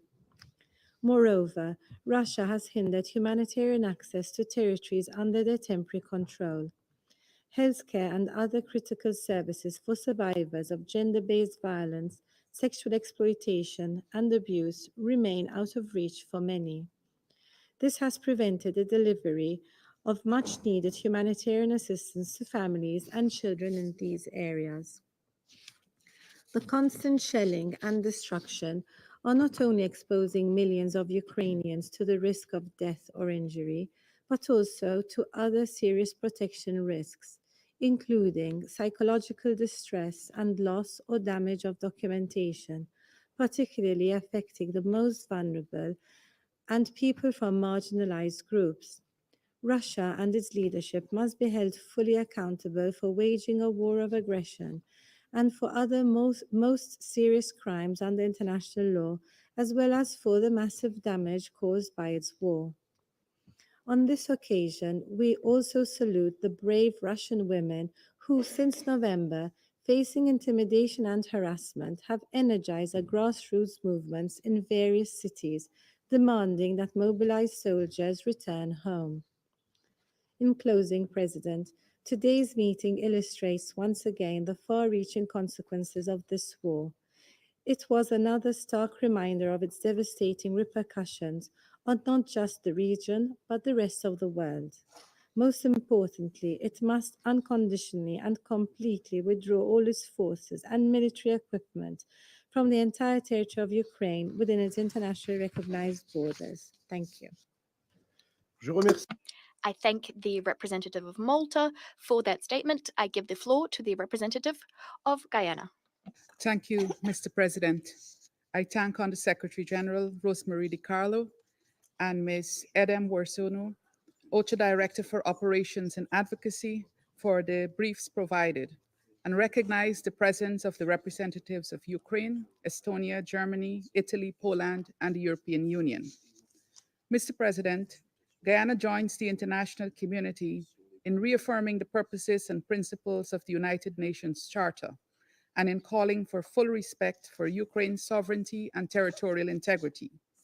We deplore the threat or use of force against the territorial integrity or political independence of any state. We note with growing concern the devastating impact of the ongoing conflict on innocent civilians and critical infrastructure. International law and international humanitarian law are unambiguous when it comes to the protection of civilians and civilian objects. Guyana therefore condemns all attacks on hospitals, electricity transmission systems, food ports, gas and water supplies, and the killing of innocent civilians. Mr. President, the devastating accounts heard today of unrelenting violence, death, and destruction are cause for the gravest of concern. We share the briefers' dismay at the increasingly dire humanitarian situation in the country and the continued denial of access to people in desperate need of humanitarian assistance. We urge the parties to comply with their obligations under international law and international humanitarian law, and call for full unhindered humanitarian access, including to occupied areas.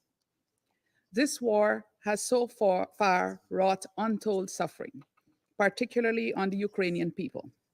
From the mass destruction of cities to prolonged economic, social, and psychological impacts, the trauma and residual effects of the war will be acutely felt for years to come. Guyana is especially alarmed at the violations committed against children who have paid a particularly high price in life and limb on account of the violence meted out, especially in attacks against schools and hospitals. We maintain that every boy and girl has the right to a life without fear or want. Guyana calls for an end to attacks on infrastructure that are critical for children's well-being, including schools, hospitals, energy, water, and sanitation systems. In its latest report on the human rights situation in Ukraine, the Office of the High Commissioner for Human Rights has documented cases of arbitrary detention, torture, summary executions, sexual violence, transfers, and deportations of children, and cases of forced conscription of protected persons. Guyana demands that the parties respect humanitarian principles and adhere to international humanitarian law and international human rights law, including by ending and preventing all grave violations against children and ensuring their safe return. We welcome the efforts that led to the exchange of prisoners of war last week. We hope that these positive efforts can continue and that independent monitors, including OHCHR, will have regular, unimpeded, and confidential access to all detained persons. Mr. President, the prolongation of this war poses increasingly grave risks and consequences for all concerned and for international peace and security. It has brought nothing but unimaginable suffering and trauma for generations of Ukrainian and Russian citizens, not to mention its regional and international ramifications. We call for an immediate end to the hostilities and the complete withdrawal of Russian military forces from the territory of Ukraine. We urge the parties to commit to a serious political and diplomatic process toward ending the conflict and the continued engagement of the international community to this end. We further call for continued international support for the victims of the war, inclusive of medical, psychological, and legal support, with particular attention to children and survivors of sexual violence. We commend the efforts of UN agencies, bilateral partners, and international, regional, and local organizations in responding to the humanitarian needs of the Ukrainian people, and urge the international community to scale up humanitarian support to Ukraine. In closing, Mr. President, I would like to stress the urgency of resolving this conflict through peaceful means. Guyana will continue to lend its support to all efforts of the United Nations Secretary General and other willing partners who have been working diligently toward peace and an end to this scourge of war. I thank you. I thank the representative of Guyana for their statement. I will now deliver a statement in my capacity as the representative of France. I should like to thank Ms. Di Carlo and Ms. Vasorno for their briefings. As Ukrainians entered 2024, over 500 Russian drones and missiles rained down on them, on residential buildings, shops, churches, maternity wards, railway stations, the metro, energy infrastructure. This is what the Russian army is targeting in Ukraine. France condemns these mass strikes.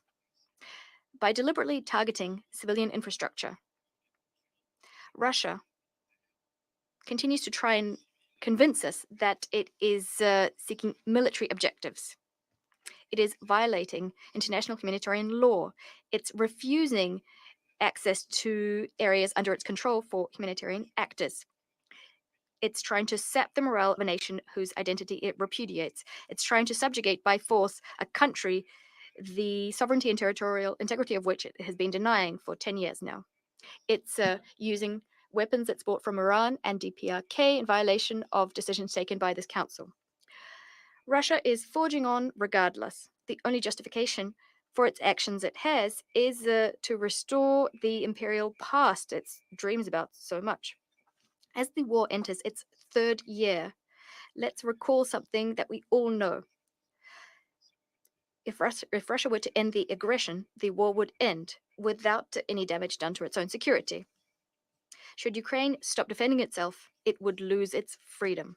What's at stake is of import to all of us. The way in which we respond to Russia's aggression against Ukraine will determine our collective security. Russia must heed the calls of the General Assembly, which, through an overwhelming majority, affirmed and reaffirmed its commitment to the sovereignty and territorial integrity of Ukraine.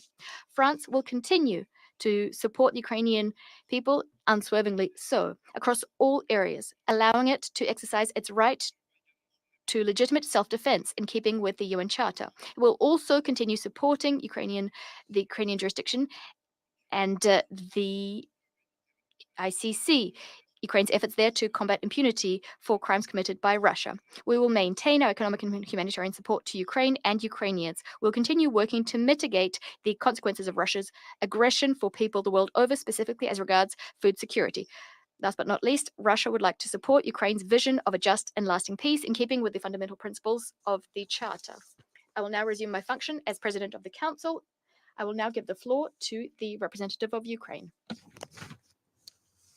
Well, thank you, Mr. President, distinguished members of the Security Council, Madam Undersecretary General, Madam Director. I also recognize here the representative of Putin's criminal regime in the permanent seat of the Soviet Union. Her boss has cowardly extracted himself from the chamber, but there is obviously no added value in his presence other than keeping the record of his statements and testimonies for the purposes of the future tribunal of Russia war crimes. Russia persists in terrorizing Ukraine with regular missile and drone strikes. On the 8th of January, another massive attack took place. It was the third in less than 2 weeks.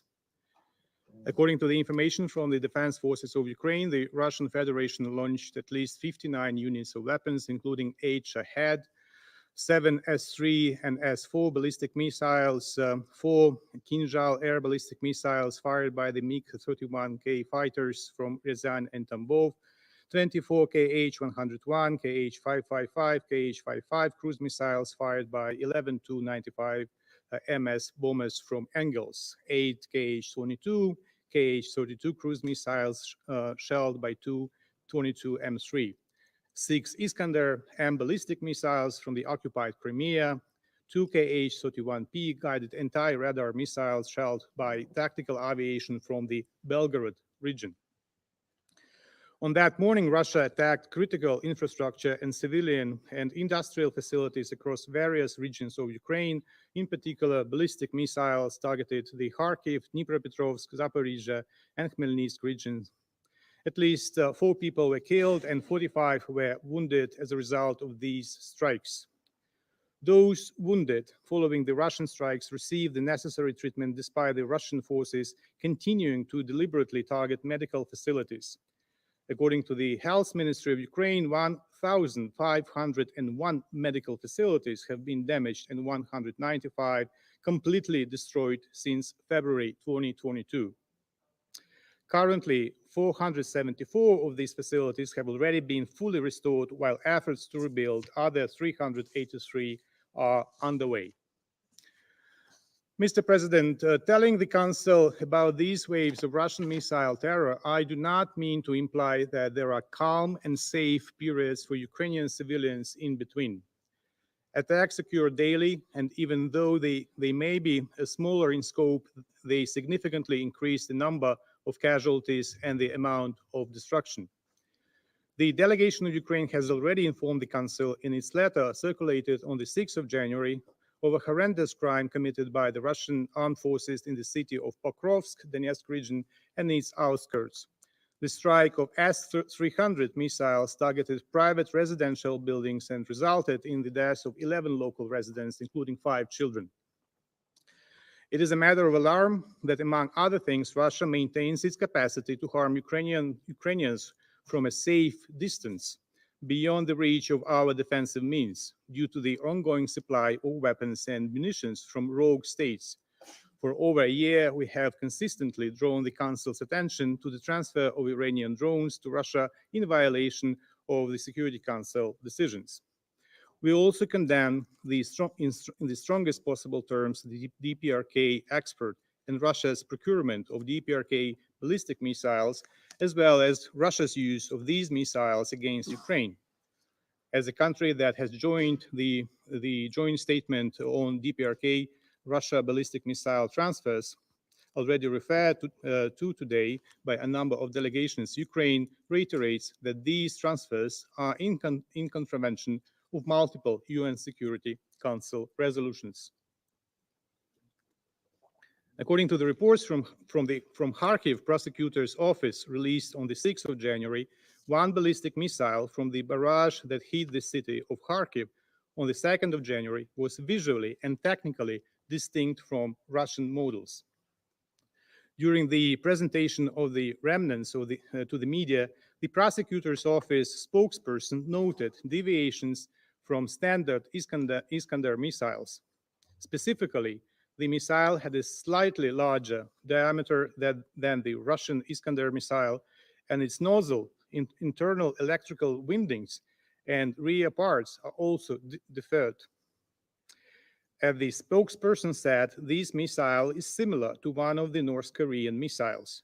The examination of the remnants aimed at establishing and verifying the origin of the aforementioned missile is underway. Mr. President, every day you and other participants of the Security Council meetings come to listen to the language of war. It is the language in which the invaders receive the order to launch their full-scale aggression against Ukraine. It is the language that the victims hear when they are raped in front of their families. It is the language that many Ukrainian civilians hear before they are executed. As we well know, including from the writings of Leo Tolstoy, before the Bolshevik putsch, the educated nobility in Russian Empire used French rather than Russian as their household language. It was the language of Russian diplomacy before the adherents of Bolshevism, who keep their grip on the Kremlin today, came to power. I invite Moscow's envoy to avail herself, in fact, of interpretation and to keep the earphones on, since the next part of my intervention will be in French, in recognition of the contribution that France, Switzerland, and many other peace-loving countries have made to peace and security. Monsieur le Président. President, as Russia continues to kill Ukrainian children throughout the country with its weapons, young Ukrainians who have been illegally transferred by Russia from occupied territories are submitted to another flagrant violation of their human rights by Russia. On the 4th of January 2024, Putin signed a decree defining certain categories of foreign citizens and stateless persons who have the right to request citizenship from the Russian Federation. The document sets out that orphans and children without parental protection who are Ukrainian citizens can obtain Russian citizenship through the personal decision of the President of the Russian Federation, regardless of the general or specific requirements of federal legislation. A request for such citizenship to be obtained can be presented by the leaders of Russian organizations within which the child is being monitored. This other normative legal act, in addition to its goal to cover the demographic needs of the aggressor country to the detriment of migrants, so as to continue its aggression against Ukraine, also violates Ukrainian legislation, norms under international law, and children's rights. These are Ukrainian citizens who have been forcibly transferred into Russian territory by the aggressor state. We reaffirm that all Ukrainian children who have been forcibly transferred into Russian territory under the pretext of humanitarian protection remain Ukrainian citizens. We call on the International Criminal Court to take note of these actions by the Russian leaders to transfer Ukrainian children from one national group to another, notably by forcibly giving them Russian citizenship. This is one of the manifestations of genocide.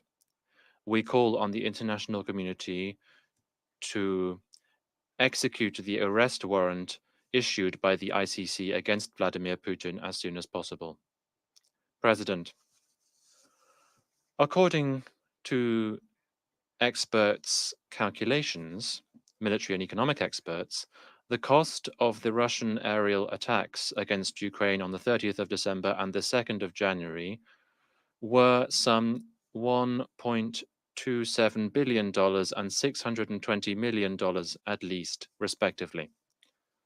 One would imagine that Monday's attack also cost Russia several $million as well. At a time when Russia is spending billions to destroy Ukrainian civilian infrastructure, its own critical infrastructure is collapsing or falling into disrepair.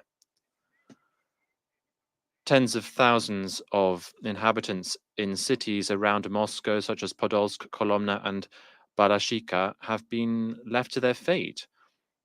Without heating, people are freezing in their homes in sub-zero temperatures. And as Putin's envoy in this chamber claims to be aware of what is going on and circulating on Ukrainian social media, I would recommend that he, from his warm, comfortable Manhattan apartment, take a look at the messages written by the inhabitants in his own capital and its outskirts. People are literally leaving in apartments that are covered in ice, and they are burning wood in the roads to survive. Experts are warning about the potential domino effects of the weaknesses in Russia's infrastructure. Nevertheless, the Kremlin regime seem not to be bothered about resolving the problems of their own citizens. They remain obsessed by a suicidal and senseless war, trying to kill as many Ukrainians as possible until it inevitably collapses.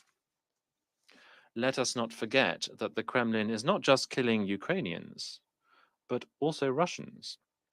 Hundreds of thousands of Russian citizens have already paid with their life for Putin's maniacal dreams. These are not just generations of present Russians, but also future generations who will suffer from these decisions. If Putin can win any prize, it would be in a competition of Russophobes, because nobody as much as him has compromised Russia's future prospects and the prospects of its people. With Hitler and Stalin, He is primarily responsible for the thousands of deaths taking place every day in Russia.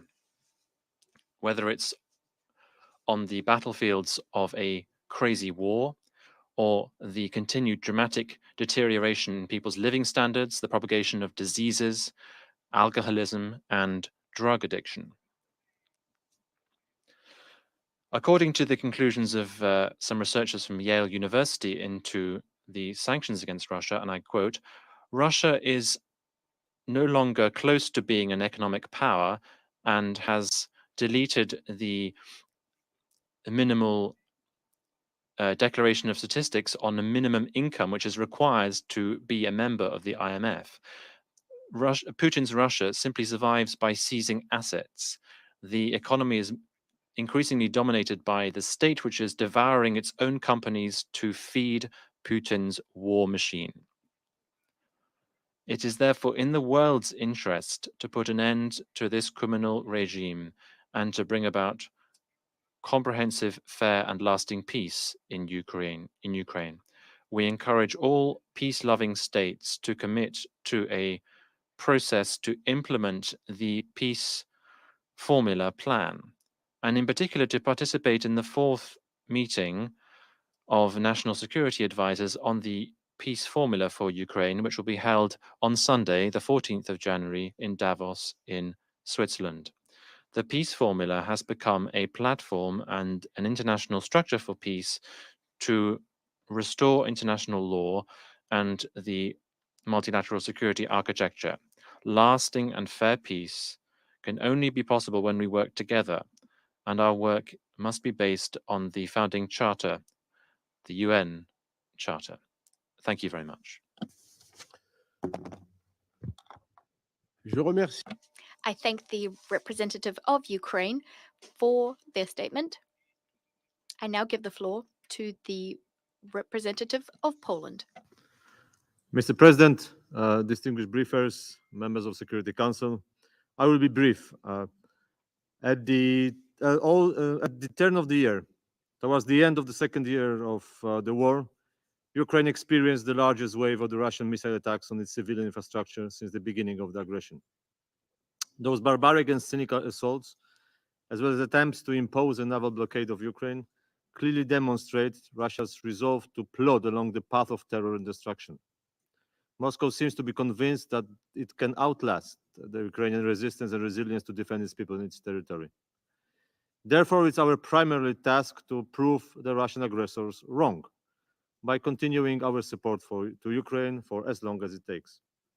Poland has done it so since the very beginning of the war, and will continue on this path, as it was duly reconfirmed during yesterday's telephone conversation between the presidents of Poland and Ukraine, as well as by the Polish Minister of Foreign Affairs during his very first foreign visit in office to Kiev just a few days ago. The choice of the minister's destination was a symbolic emphasis of the priority role that Ukraine plays in the Polish foreign policy, as well as Poland's readiness to further actively support Ukraine's European and Euro-Atlantic aspirations. Mr. President, the representatives of free world cannot afford to be fatigued with the war in Ukraine. As Minister Sikorski stressed, the only country that could feel as exhausted after the 23 months of constant oppression is Ukraine itself. But instead, it bravely stands against the unrelenting forays of Russian imperialism. So must we. As long as Russia remains committed to the further destabilizing global security architecture, we should continue to exert pressure on the aggressor while supporting the victim. Not only must we maintain the current levels of military and financial support to Ukraine, we actually need to do our best to increase it. Poland is currently discussing with Ukraine new forms of such support. Let us not forget, should Ukraine falter, the risk of Russian next aggressions against new countries would rise dramatically. Should Ukraine prevail, the peace and the UN values will be restored. Mr. President, distinguished delegates, therefore, the stakes of the war in Ukraine are very high. Let us not forget that Russia openly admits that the war is not only about Ukraine. It's about imposing the new world order, which in fact disregards the very core principles enshrined in the United Nations Charter, namely sovereignty and territorial integrity, and humanitarian law. So without the just peace in Ukraine, there is no chance for a lasting peace based on international law to which all members of this organization should adhere. And I thank you. Je remercie le I thank the representative of Poland for his statement. I now give the floor to the representative of Germany. Merci, Monsieur le Président. Thank you, President. We start by congratulating the new members of this council, Algeria, Guyana, Republic of Korea, Sierra Leone, and Slovenia. We appreciate your commitment to contribute to strengthening international peace and security. Mr. President, Russia, we all witness it, is continuing its illegal war of aggression at full force. The recent massive bombardments directly target civilians even far from the front line. Besides drones from Iran, Russia fired for the first time ballistic missiles produced by North Korea. The transfer of these weapons constitutes a direct violation of binding Security Council resolutions that Russia itself voted for. To exercise its legitimate right of self-defense under Article 51 of the UN Charter, Ukraine relies on international support. We have taken lead role in the supply of air defense systems. They directly contribute to saving lives. At the same time, the humanitarian situation in Ukraine remains dire, and Germany has contributed more than 403 million euros of humanitarian assistance. Besides the delivery of basic goods, we focus on the provision of mental health services, winterization, as well as demining activities. Colleagues, Russia's unjustifiable war affects us all. We must not allow attacks on sovereign countries and neo-colonial attempts to grab their land. An aggressor must never prevail. That being said, what can the international community do to end this tragedy? First, we must press the aggressor to cease its unlawful invasion. The GA resolutions and the ICJ's provisional measures must be implemented. Second, we must support Ukraine in defending itself, as long as the aggression continues. Third, we must create a foundation for a just and lasting peace. President Zelensky's peace formula clearly outlines a viable way forward. Finally, perpetrators of war crimes must be held accountable. In closing, we once again call on Russia to immediately and unconditionally cease all its military operations and to withdraw its troops from Ukraine. Thank you. Je remercie. I thank the representative of Germany for her statement.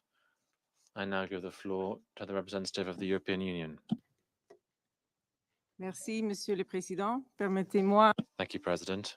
Allow me first of all to congratulate France for its presidency of the Council, and I wish you the best of success. To speak on behalf of the European Union and its member states. The candidate countries, North Macedonia, Montenegro, Albania, Ukraine, the Republic of Moldova, Bosnia and Herzegovina, and Georgia, as well as Andorra, Monaco, and San Marino, align themselves with this statement. Mr. President, for the people of Ukraine, 2023 ended and 2024 began with massive Russian missile and drone attacks on civilians and critical infrastructure in the midst of winter. As it unsuccessfully attempted last winter, Russia aims to destroy the morale and resilience of the Ukrainian people. In late December and early January, it carried out the largest strikes since the start of its aggression. The EU condemns the intensification of Russia's campaign of systematic airstrikes against civilian targets and critical infrastructure in Ukraine. We reiterate the need to protect civilians, an obligation of all UN member states. The Office of the High Commissioner for Human Rights has confirmed that more than 10,000 civilians have been killed in Ukraine and more than 18,500 injured since Russia launched its full-scale invasion. The true toll is probably substantially higher. In this regard, we also condemn the continued military support for Russia's war of aggression provided by Iran, Belarus, and the DPRK.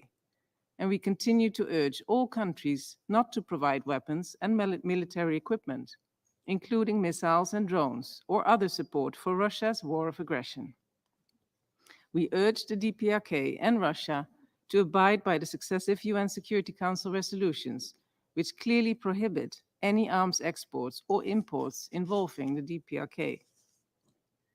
We also remain very concerned about the situation at the Zaporizhzhia nuclear power plant and Russia's refusal to grant IAEA monitors access to the plant's reactors.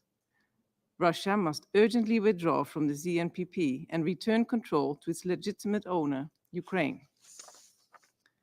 Humanitarian access remains critical, and we call on Russia to ensure safe and impeded humanitarian access to all areas under its temporary military control. The negative consequences of Russia's aggression are not limited to Ukraine. Russia's deliberate attacks on Ukraine's grain storage and export facilities, as well as its actions to hinder the freedom of navigation in the Black Sea, show it continues to weaponize food and deliberately undermines global food security. I stress the importance of security and stability in the Black Sea, which is vital for sustainable food exports to global markets, and particularly to countries most in need. Mr. President, there can be no impunity. Russia and its leadership must be held fully accountable for waging a war of aggression against Ukraine and for other most serious crimes under international law, as well as for the massive damage caused by its war. The EU encourages further efforts to establish a tribunal for the prosecution of the crime of aggression against Ukraine that would enjoy the broadest cross-regional support and legitimacy, and a future compensation mechanism. We reiterate our support for the work of the International Criminal Court and condemn Russia's continued attempts to undermine its independence, international mandate, and functioning. We also recall the legally binding order of the International Court of Justice of March 2022 for Russia to immediately suspend its military operations in Ukraine. Finally, the EU supports all meaningful efforts to bring an end to Russia's war. The path to a comprehensive, just, and lasting peace is for the aggressor to immediately, completely, and unconditionally withdraw all its troops and military equipment from the entire territory of Ukraine and respect its sovereignty and territorial integrity. The UN General Assembly has stated this very clearly in successive resolutions. The EU will continue its global outreach to ensure the widest possible international support for a comprehensive, just, and lasting peace, and the key principles and objectives of Ukraine's peace formula, with a view to a global peace summit with the broadest possible participation. The meeting of national security advisors in Davos in a few days is the next important step. The recent large-scale prisoner exchange demonstrates the scope for confidence-building measures, and we welcome the facilitating role played by the UAE.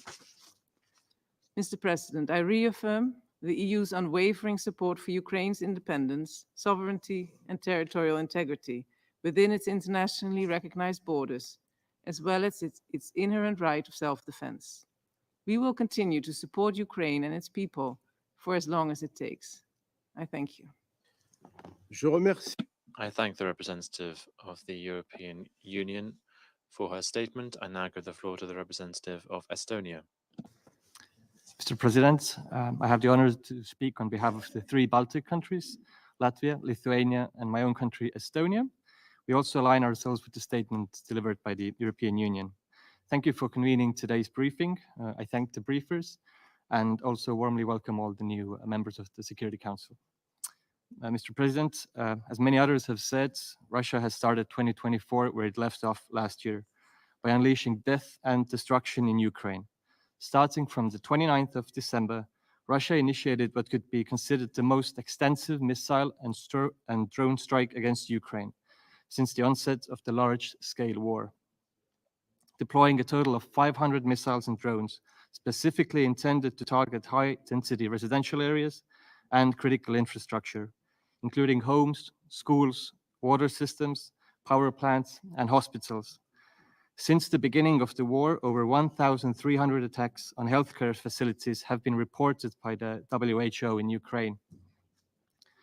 The Russian representative tries very hard to come up with absurd claims by stating that the damage is caused by Ukrainian air defense systems, at the same time repeatedly failing to address why Russia even launches missiles which threaten lives of innocent civilians of another sovereign country in the first place. Mr. President, we also condemn Iran and the DPRK, who are providing weapons and ammunition to Russia in its indiscriminate war against Ukraine. We once again reiterate our call for a UN investigation on the weapon transfers and a report to the UN Security Council. Our countries have also joined the joint statement, which was mentioned before. Mr. President, Estonia, Latvia, and Lithuania have altogether contributed over $100 million worth of humanitarian aid to the people of Ukraine, and we will continue to support Ukraine until the aggressor is defeated. I would also like to acknowledge the efforts of the UN Humanitarian Coordinator for Ukraine, Ms. Denise Brown, and her leadership on the winter response plan. In conclusion, the sharp increase of Russia's attacks demonstrate that their criminal goals have not changed.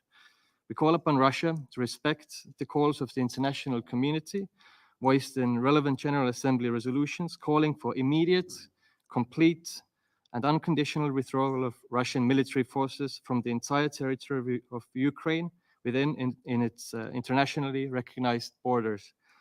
In the interest of time, we will send the full statement after the meeting. I thank you. Je remercie I thank the representative of Estonia for his statement. I now give the floor to the representative of Italy. Thank you, Mr. President. Italy fully aligns itself with the statement delivered by the European Union. I would like to add some considerations in its national capacity. Today, almost 2 years after Russia's full-scale, unprovoked, unjustifiable, and illegal invasion of Ukraine, we stand together with the Ukrainian people, more united than ever, to reaffirm our unwavering commitment to our shared values based on the rules-based multilateral order as recognized in the UN Charter. Italy condemns in the strongest possible way Russia's continuous brutal attacks targeting civilian infrastructures and cities across Ukraine, as well as Russia's complete disregard to the call rising from the entire membership to put an end to its invasion of Ukraine. Russia will have to be accountable for war crimes and the heavy damages caused by its war of aggression. Assistance to Ukraine has been a priority for Italy since the beginning of the conflict and throughout 2023. Our country has provided more than 2 billion euros in aid, including humanitarian support and reception measures for refugees from Ukraine. Italy fully supports the humanitarian actors who are working tirelessly to ensure the protection of the population. Rapid, safe, and unhindered access to humanitarian assistance for those in need in Ukraine must be guaranteed. As current chair of the Main Action Support Group, Italy is particularly proud of the broad engagement of the international community together with the UN to support the swift demining of the territory in order to prevent further humanitarian impact, especially on children, and sustain Ukrainian agriculture to the benefit of global food security. Mr. President, we are committed to the sovereignty, independence, unity, and territorial integrity of Ukraine within its internationally recognized borders. Political, military, and economic support for Ukraine is one of the key priorities of our G7 presidency, and we are determined to continue doing so as long as necessary to reach a just, comprehensive, and lasting peace. In conclusion, Italy intends to play an active role in the reconstruction and social and economic recovery of Ukraine. A bilateral conference on the reconstruction of Ukraine was organized in Rome in April 2023, while in 2025 we will host the Ukraine Recovery Conference. Together we will lay the foundations for a prosperous, independent Ukraine within our common European family. I thank you. Je remercie le représentant. I thank the representative of Italy for his statement. There are no further speakers inscribed on the list. The meeting is adjourned.